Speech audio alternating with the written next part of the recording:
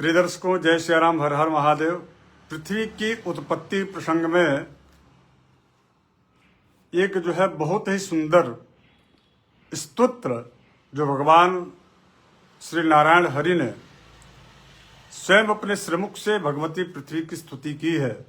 हम कल के कार्यक्रम में मैंने उसी का एक वीडियो जारी किया था, जिसको देख करके कुछ लोगों के मन में यह प्रश्न आया कि आखिर वह स्तोत्र एक नया, ये कौन सा स्तोत्र है, कहाँ पर इसका वर्णन मिलता है।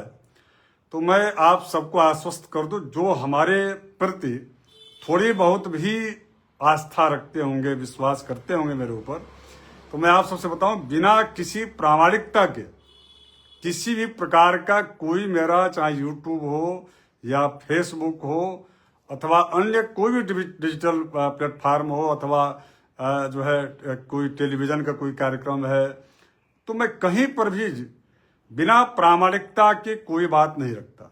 इसलिए मैं आप सबको पुनः आश्वस्त कर रहा हूं कि जब भी आप हमारे कार्यक्रम को आप देखते हैं तो उसमें आप विश्वास रखें, और उस पर यदि आप उससे संबंधित प्रयोग करेंगे, यानी कि जिसे आप उपाय कहते हैं, यदि वह उपाय आप करेंगे तो निश्चित रूप से उसका जो है बेनिफिट मिलता है। बस इतना है कि किसी को कम मिलता है, किसी को ज्यादा मिलता है, लेकिन उसका लाभ तो मिलता जरूर है। तो आइए आज मैं आपको बता दूं कि यह पृथ्वी स्तोत्र की जो हमने चर्चा की, वह पृथ्वी स्तोत्र कहां पर है, उसकी प्रामाणिकता क्या है। तो दर्शकों, यह एक ऐसा स्तोत्र है और बड़ा अद्भुत और बड़ा दिव्य स्तोत्र है।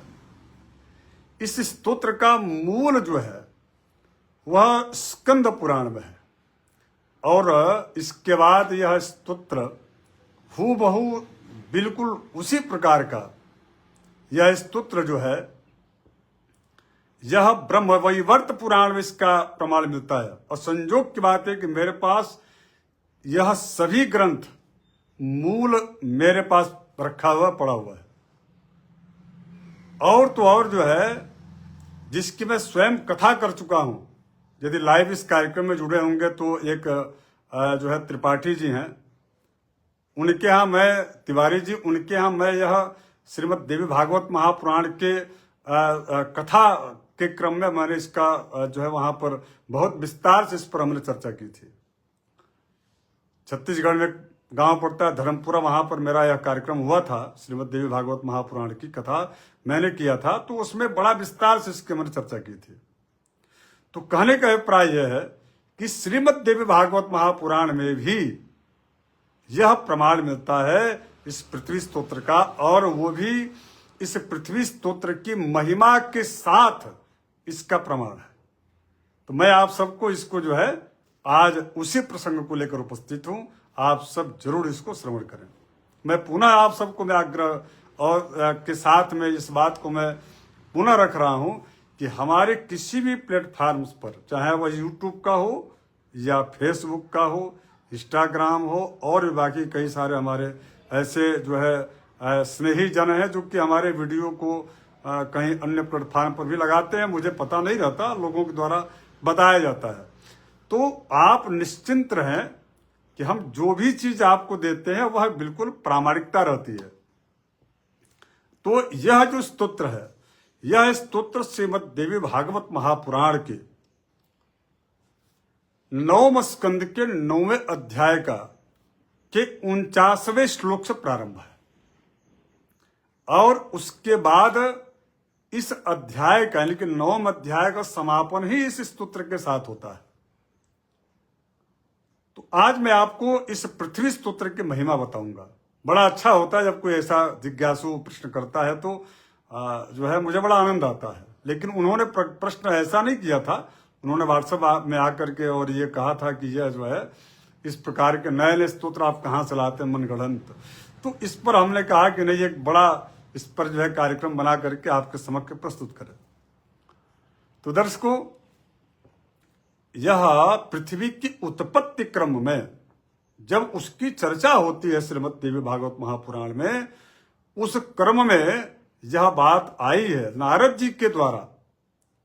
नारद जी के द्वारा यह बताया जा रहा है कि जो है श्वेत वाराह कल्प में जब पृथ्वी की जब उत्पत्ति हुई तो पृथ्वी के उत्पत्ति के पश्चात जो है सृष्टि और पृथ्वी के उत्पत्ति का कारण और पृथ्वी के उत्पत्ति के पश्चात पृथ्वी की जो है स्तुति जो देवताओं द्वारा जो की गई है, इसी का इस अध्याय में विस्तार से वर्णन है। नारद जी कह रहे हैं कि एक बार की बात है कि 2 राक्षस हुए, उन राक्षसों का नाम था मधु और कैटभ। हालांकि अन्य पुराणों में इसका प्रसंग और कथा अलग है। जैसे श्रीमद् भागवत महापुराण की कथा जब भी हम करते तो उसमें पृथ्वी के हरण की कथा जो है एक अलग बड़ा ही अच्छा विस्तृत वह चर्चा है। लेकिन यहां पर एक केवल मात्र इतना यह है कि मधु कैटभ नामक जो एक राक्षस हैं, दोनों राक्षसों ने जो है भगवान नारायण से यह वर मांगा था कि मुझे, ब्रह्मा जी से, मुझे जब भी हमारी मृत्यु हो तो वह नारायण के द्वारा हो और वह पृथ्वी पर यानी कि सूखा जहां पृथ्वी हो वहां पर मुझे हम लोगों की मृत्यु हो। अब मन में प्रश्न यह उठता है कि जल के ऊपर पृथ्वी है या पृथ्वी के नीचे जल है या जलमग्न है, क्या है? तो देखिए ये बात यह है कि यहाँ पर पृथ्वी का मतलब होता है कि जो सूखी हुई हो, सूखा अवस्थल, किंतु जल से रहित पृथ्वी नहीं है अथवा पृथ्वी जल से रहित नहीं है या जल पृथ्वी से रहित नहीं है। ये दोनों तत्व एक दूसरे के पूरक है। ठीक वैसे ही जैसे भगवान नारायण कहते हैं यथा पूर्वम अकल्पयत, सृष्टि की रचना जब भी होती है तो वह वैसे ही होती जैसे कि पहले थी, अर्थात यह क्रम जो है चला रहा है। ये बहुत अच्छा वेदांती हमारे पूज्य महाराज श्री इसकी चर्चा करते हैं। प्रातः स्मरणीय प्रातः वंदनीय पूज्य महाराज जी, पूरी वाले महाराज जी, तो आप सब उनका श्रवण किया करें। तो आज मैं चर्चा कर रहा हूं पृथ्वी स्तोत्र का। तो 9वें स्कंद के 9वें अध्याय में यह चर्चा है कि पृथ्वी का जो सृष्टि है, जो उत्पत्ति है, वह कैसे होती है। तो वही है कि श्वेत वाराह कल्प में पृथ्वी जो है वह उनकी स्थापना भगवान नारायण जो स्वयं वाराह रूप में अवतरित होकर के, जिनका नाम यज्ञ वाराह है, उनका अवतार होता है और वह पृथ्वी को ला करके स्थापित करते हैं। और वह ठीक वैसे ही रहता है जैसे किसी आप तालाब के किनारे खड़े हों और उसमें एक जो है कमल का पुष्प हो और उस कमल के पुष्प जिस प्रकार से दिखता है, उसके चारों तरफ जल हो, उसके आसपास में पूरा जल भरा हुआ हो और बीच में कमल का फूल जो है लहरा रहा हो, जल की लहरों में वह तैर रहा हो, ऐसा प्रतीत होता है। उसी प्रकार से पृथ्वी भी उस समय ऐसे ही दिखाई दे रही थी। चारों तरफ जल ही जल है, अभी भी वही प्राकृतिक संरचना है, जल ही जल है, समुद्र है, सातों उसके नदियां हैं, समुद्र हैं और बीच में पृथ्वी तैर रही है। तो उसी प्रकार से जो है इस पृथ्वी का वहां पर जो है उत्पत्ति होता है और उसी पृथ्वी पर मधु और कैटभ नामक जो राक्षस हैं, उन दोनों राक्षसों का भगवान नारायण अवतार लेकर के और उनकी का वध करते हैं। ये तो कथा उत्पत्ति और सृष्टि का हो गया। उसके बाद से सृष्टि पर जो है ब्रह्मा जी सृष्टि की रचना करते हैं, ब्रह्मा जी के द्वारा होता है, सृष्टि क्रम आगे बढ़ता है। अब यहां पर कण्व शाखा के अंतर्गत बड़ा ध्यान से सुनिएगा, कण्व शाखा के अंतर्गत एक बड़ा ही दिव्य स्तोत्र जो स्वयं इस पृथ्वी की स्तुति करते हुए भगवान नारायण कहते हैं, उसी का वर्णन इसमें है। मैं आप सबको सुना रहा हूं और जो भी जो है स्तोत्र का पाठ करता है उसको जो है कई प्रकार के जो पाप हैं, जैसे कि मान लीजिए अभी वर्तमान में पृथ्वी रजस्वला आज हैं, इसलिए चूंकि आर्द्रा नक्षत्र चूंकि रात्रि में जो है प्रवेश जब 22 तारीख को 8:58 पर हो गया। अब इसके पश्चात जो है आज से लेकर के और 25 तारीख तक पृथ्वी रजस्वला होती है। तो इसको कामाख्या भगवती का जो मंदिर है वहां पर अम्बुवाची के नाम से एक बड़ा ही सुप्रसिद्ध उत्सव मनाया जाता है और वहां पर उनकी विशेष पूजा होती है। तो इस दौरान अगर यदि पृथ्वी का उत्खनन किया जाए, उससे जो पाप जो लगता है, जो दोष जो लगता है, उसकी दोष की निवृत्ति भी इसी स्तोत्र के पाठ करने से होता है। तो ये भी कहा गया इसके बारे में। तो कुल मिलाकर के इसमें कहा गया, इस स्तोत्र में बहुत अच्छा सबसे पहले स्तोत्र का इस स्तोत्र का पाठ कितना करना चाहिए? तो 1200 बार पाठ करना चाहिए। किसी वैदिक विद्वान ब्राह्मण को, आचार्य को बुला करके उनसे निवेदन करके और यह पाठ उनसे करा लें, अथवा यदि आप सक्षम है तो आप स्वयं भी इस पाठ को जो है कर सकते हैं। चूंकि यह पाठ हर किसी को करने का अधिकार है, क्योंकि इसमें किसी वेद मंत्र का इसमें उल्लेख नहीं है। यह चूंकि पौराणिक स्तोत्र है, इसलिए सबका अधिकार है, सब कोई कर सकते हैं। स्त्री भी कर सकती हैं, स्त्रियां भी, पुरुष भी कर सकते हैं, सभी लोग कर सकते हैं। और वह स्तोत्र इतना महिमा इसकी आगे बताऊंगा मैं कि क्या क्या कहा गया है, तो सुनिए इसको। पहले तो ध्यान कीजिए, जब भी कोई स्तोत्र का पाठ होता है सबसे पहले जो है उस स्तोत्र के अभिष्ट देवी देवता का ध्यान किया जाता है। तो आप सब ध्यान करें। श्वेत पंकज वर्णाभाम शरचंद्र निभाननाम चंदनोक्षिप्त सर्वांगीं रत्नभूषण भूषितां रत्नधारां रत्नगर्भां रत्नाकर समन्वितां वह्निशुद्धां शुकाधानां सस्मितां वंदितां भजे। इस प्रकार का यह श्लोक है ध्यान का। ध्याने नानेन सा देवी सर्वैश्च पूजिता भवत। इस प्रकार का ध्यान करके देवी की पूजा आराधना करने के पश्चात जो है स्तवनम शृणु विप्रेंद्र कण्व शाखोक्तमेव च। जो कण्व शाखोक्त जो ये कण्व शाखा है वहां से यह जो है लिया गया स्तोत्र है। इस स्तुति को आप जो है जरूर भगवान नारायण अपने श्रीमुख से श्रवण करवा रहे हैं, यानी कि कर रहे हैं भगवान नारायण। यह स्तुति आप श्रवण करें।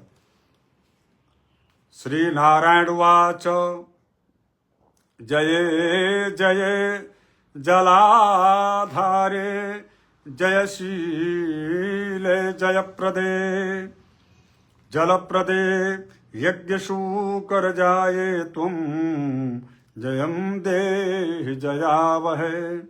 मंगले मंगलाधारे मांगल्ये मंगलप्रदे मंगलार्थं मंगलेशे मंगलम देहि मे भवो। सर्वाधारे च मे च सर्वज्ञे सर्वशक्ति समन्विते सर्वकामप्रदे देवी सर्वेष्टं देहि मे भवे। पुण्यस्वरूपे पुण्यानां बीजरूपे सनातनी पुण्याश्रये पुण्यवता मालये पुण्यदे भवे। सर्वसस्यालये सर्वसस्याढ्ये सर्वसस्यप्रदे सस्यदे सर्वसस्य हरे काले सर्वसस्यात्मिके भवे। भूमे भूमिपसर्वस्वे भूमिपालपरायणे भूमिपानां सुखकरे भूमिं देहि मे भूमिदे। इदं स्तोत्रं महत्पुण्यं प्रातरुत्थाय यः पठेत। अब यहाँ से स्तुति प्रारंभ, इस स्तोत्र का फलश्रुति प्रारंभ होता है, यानी कि इस स्तोत्र के पाठ करने से किस किस फल की प्राप्ति होती है उस बारे में बताया गया है। तो कहा गया है कि इदम स्तोत्रम महापुण्यम प्रातः उत्थाय यः पठेत। यह स्तोत्र जो प्रातः काल उठ करके पढ़ता है वह कोटि जन्म शुच भवेत बलवान भूमिपेश्वर।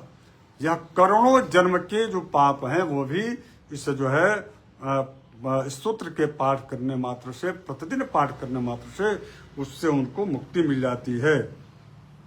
फिर कह रहे हैं कि जो भूमि के दान करने से जो फल की प्राप्ति होती है वह फल की प्राप्ति स्तोत्र के पाठ करने मात्र से मिल जाता है। कह रहे हैं कि भूमिदान कृतम पुण्यम लभ्यते पठनात् जनैः भूमिदान हरात् पापान् मुच्यते नात्र संशयः। अम्बुवाची भूकरणापात पापात्, यानी कि अम्बुवाची अभी वर्तमान में चल रहा है। वही मैं आपसे पहले बताया था ना कि आर्द्रा नक्षत्र में जब सूर्य प्रवेश करते हैं उसके बाद के दिनत्रयम 3 दिन तक जो है भगवती पृथ्वी रजस्वला स्थिति में रहती है। उस समय उत्खनन इत्यादि कार्य करना, गृहारंभ अथवा बोरिंग के लिए, कूप के लिए खुदाई करना पृथ्वी का, खेती बाड़ी के लिए हल से जुताई करना आदि जो कार्य हैं, यदि गलती से कोई कर लिया, पहली तो बात यह है कि जो मूर्ख व्यक्ति होता है वही ऐसा करता है, और यदि वो ऐसा कर लिया गलती से तो उसके पाप की मुक्ति के लिए इसी स्तोत्र का आश्रय उसको लेना चाहिए। ऐसा कह रहे हैं कि अंबुवाची भूकर्ण पापात्स मुच्यते ध्रुवम।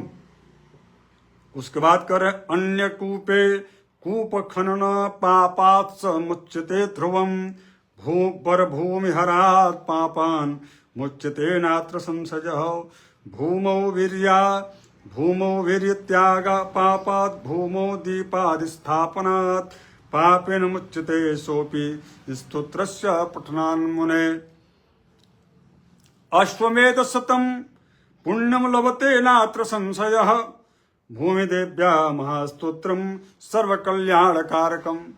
100 अश्वमेध यज्ञ करने का फल इस स्तोत्र के प्रतिदिन पाठ करने मात्र से मिल जाता है।